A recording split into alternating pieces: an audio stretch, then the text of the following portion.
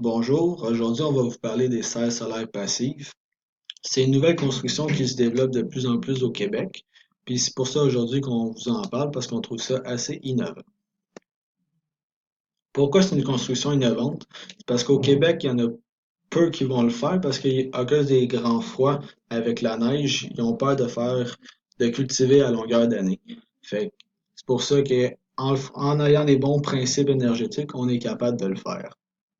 Ce qui est le fun aussi avec cette construction-là, c'est que vous pouvez décider de A à Z à quoi elle va ressembler. Fait qu'autant la grandeur, les revêtements que vous allez utiliser. Fait que c'est vraiment à vous de décider à quoi elle va ressembler. Puis en plus, le fait de cultiver sa propre nourriture dans un jardin, dans le fond, c'est que ça a un impact positif. On a besoin de moins acheter de nourriture aux épiceries. L'efficacité énergétique, c'est vraiment important pour une salle solaire passive parce que sans le soleil, il n'y a rien qui va marcher. Fait qu'il faut vraiment tout faire en sorte que les rayons de soleil vont passer à l'intérieur, puis procurer de la chaleur, l'emmagasiner de façon suffisante pour vraiment la redistribuer à long terme. Fait qu'on utilise vraiment l'environnement aux alentours pour faire en sorte que la serre soit productive. Les serres s'autosuffisent, fait qu'ils sont capables de faire de la nourriture pendant toute l'année pour une famille sans besoin d'aller en acheter ailleurs. Pour favoriser la culture, ils vont venir ajouter des surfaces réfléchissantes pour redirectionner les rayons de soleil pour avoir une meilleure superficie.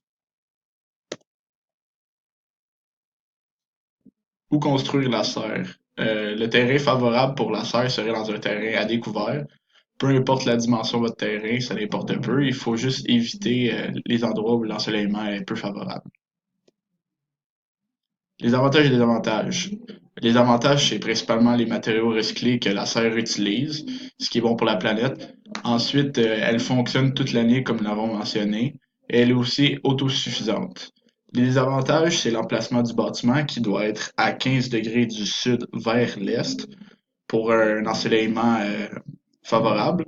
Et la complexité du projet aussi peut être un désavantage vu les jonctions difficiles à faire. Pour les matériaux, la majorité d'entre eux sont recyclés comme les pneus, le remblai, les fenêtres et les portes, le revêtement métallique et le panneau d'isolant rigide. Fait que ça, il y a toujours moyen de les retrouver dans les lieux de recyclage. Le seul élément vraiment qu'on peut pas réutiliser, c'est des montants de bois, d'où parce qu'on veut que ça tienne comme du monde. Pour les étapes de la construction, dans le fond, tout d'abord, on va creuser. On va utiliser les pneus comme fondation, fait qu'on va les remplir avec du remblai.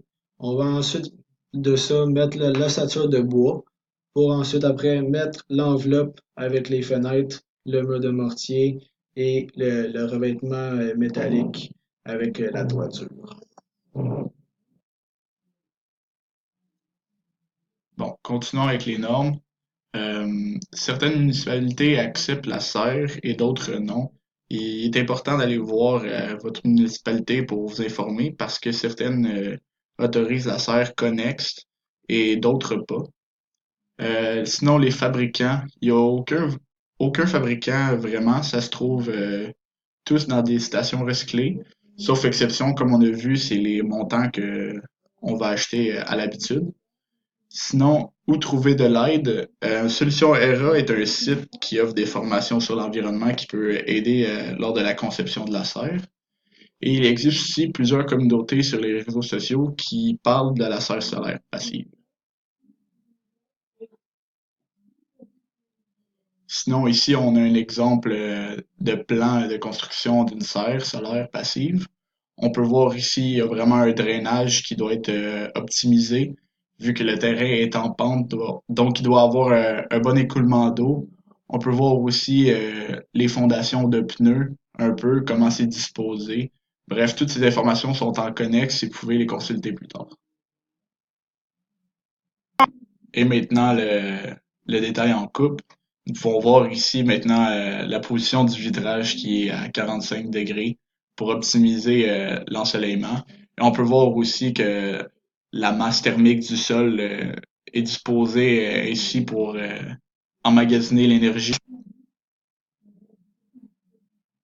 Fait qu'ici, on a deux projets au Québec. Fait que l'un est en Mauricie. c'est vraiment une serre spéciale qui a été faite aussi de manière passive, mais elle est complètement isolée. Fait que c'est vraiment séparé de la maison. Tandis que l'une des plus populaires au Québec, qui se situe à Sherbrooke, est vraiment connexe à la maison. Fait que ça fait vraiment partie de la maison. Les serres solaires passives du Québec se sont inspirées de l'Europe, où ce que les conditions climatiques sont un peu plus favorables qu'ici. Fait que ça ici, c'est un exemple de projet aux Pays-Bas qui font une coquille par-dessus la maison pour l'utiliser ensuite comme deuxième lieu pour faire une serre ou autre activité.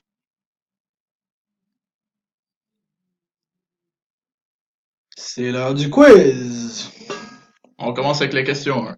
Quel est l'angle parfait de la façade vitrée de la serre par rapport à l'est vers le sud? La réponse est D, 75 degrés. Question 2. Monsieur Xavier Pavement-Mob se demande quel matériau il doit absolument acheter. Aidez-le s'il vous plaît. Quelle serait la réponse? L'ossature de bois. Question 03. Monsieur Jérémy Montpel à l'envers est à l'intérieur de sa serre et il doit enlever son chandail. En l'enlevant, il remarque qu'il ne fait pas si froid. Quel principe énergétique explique ce phénomène? La réponse est la conservation de la chaleur par masse thermique. Et voilà! Merci de nous avoir écoutés et on se laisse sur une vidéo d'une différente serre solaire passive. Merci!